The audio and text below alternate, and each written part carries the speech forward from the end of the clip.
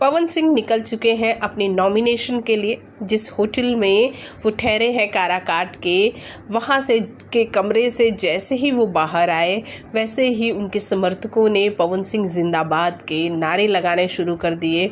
कहा यह जा रहा है कि पवन सिंह के समर्थन में लगभग 1 लाख लोग आएंगे। वैसे आपको बता दें, भोजपुरी इंडस्ट्री से अरविंद अकेला कल्लू और उनके भाई, साथ ही म्यूज़िक डायरेक्टर प्रियांशु सिंह और अंकुश राजा, ये सभी आने वाले हैं। अगर फीमेल सिंगरों की बात करें तो सोना सिंह, शिल्पी राज, अनुपमा यादव और शिवानी सिंह जैसी कई गायिकाएं आने वाली हैं।